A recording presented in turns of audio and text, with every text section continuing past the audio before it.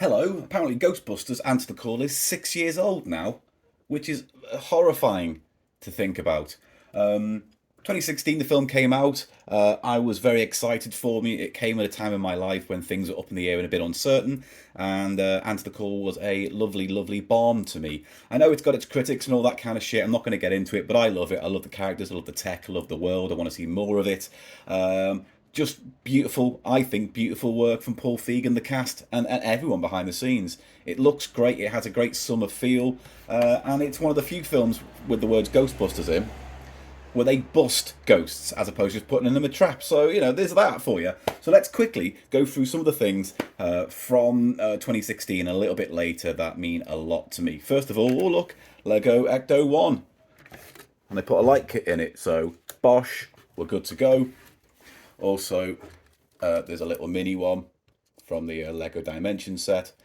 And then this was 3D printed for me by a friend of mine called Pseudo Sapien. And I don't know if this hood ornament from Ecto 1 has a name, but I've always called it Mona.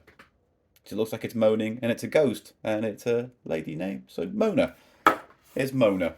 I wrote to Sony to ask if I could join a Ghostbusters franchise, but I wasn't part of one, so rather than send me the goodies, they sent me a badge.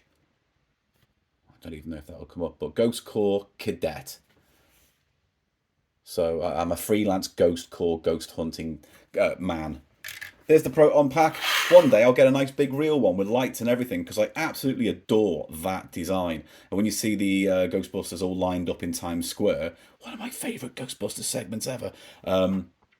The lineup and the rings and everything, it's just really iconic. It's really visually interesting, I think. And I like the colour palette. I like that kind of Coney Island fun fair look the film has. What else? Oh yeah.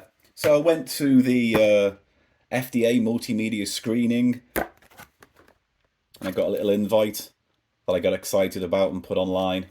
And then I was told quickly by Sony to take it off. But there you go. Got a memento of that. And also outside there's a great big stand where you can stand by a cutout and take your picture. So I did. So there's me with the Ghostbusters and me looking weirdly smug in my tweed jacket phase, which I must go back to. What else? What else? What else? Oh yes. Oh yes. Oh look, there's my embargo.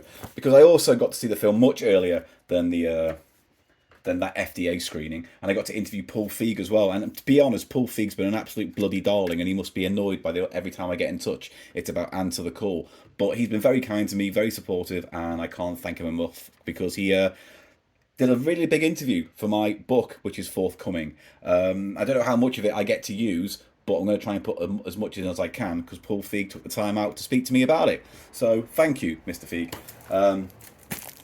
Ghostbusters 101, I know these came much after the film release, but it was nice to see the crossover between the old and the new characters. Quickly, this is Twitter, time is money. Empire, got a copy of that. Ghostbusters back in business.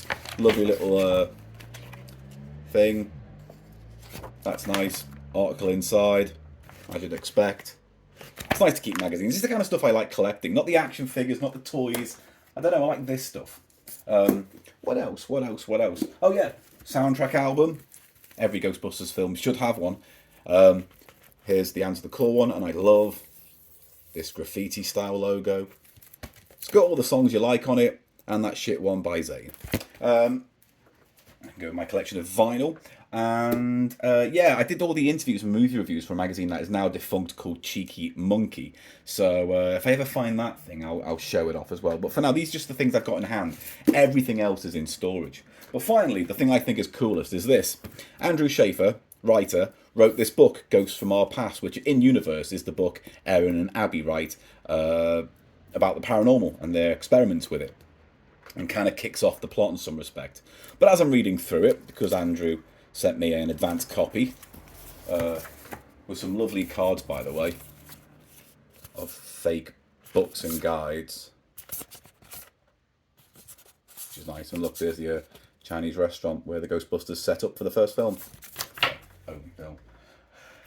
So I'm reading through this, and it's a great little book that fills out the history. It's got some actually really good information in it as well. It's really factually quite in-depth if you believe in ghost hunting and stuff. There's a lot in there that, for a ghost hunter, is actually quite good.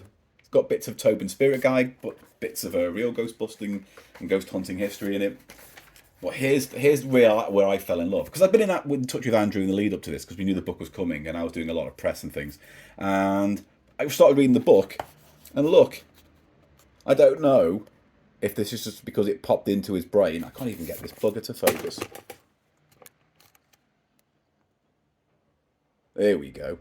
Our AP physics teacher, Mr. Gannon, broke us off into groups of 4. I hope that's a reference to me, because if so, that means I am in universe, part of the Answer the Call franchise film. So that's cool. Thank you, Andrew. And I think that's it. That'll do. I thought this would be shorter, but it's exactly the same length of the last video I just made. Right, okay. Happy Ghostbusters Answer the Call 6th birthday. I hope you're enjoying it and watching it tonight. I'll do this.